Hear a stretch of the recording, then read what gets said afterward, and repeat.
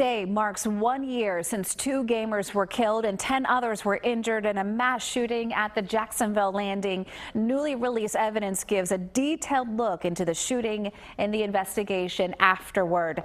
24-year-old David Katz interrupted the tournament with gunfire shortly after losing a game.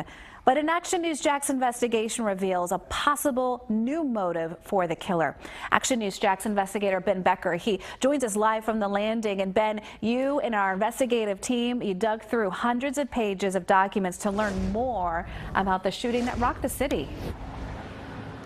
Letitia, we found out that the issues between the shooter and one of the victims went back years, and it just happened to come to a head one fateful day here in Jacksonville.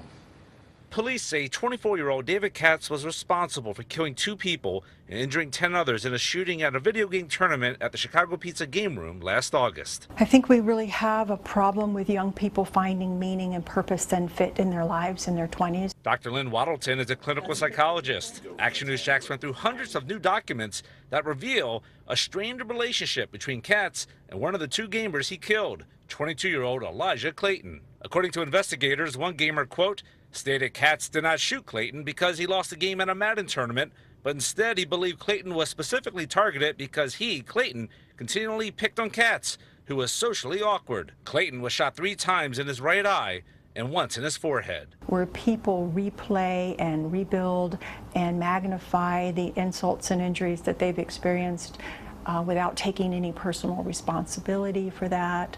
Another gamer, a U.S. Air Force staff sergeant, described Katz as, quote, weird, awkward, and antisocial.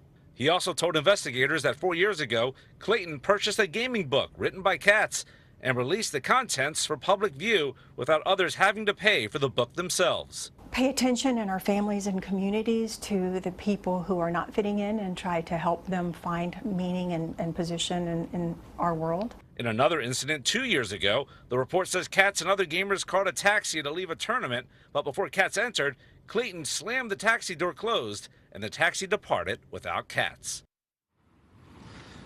Meantime, as for a memorial today, there was not one. The city decided not to have one or any kind of remembrance. I reached out to the city today about why that decision was made, and they refused to give me an answer. Reporting live downtown, Ben Becker, CBS 47 Fox 30, Action News Jax. Our coverage of 1 year since the Jacksonville Landing shooting continues on actionnewsjax.com, and there you'll find the new information from those new documents, pictures of the victims, and condolences from other gamers.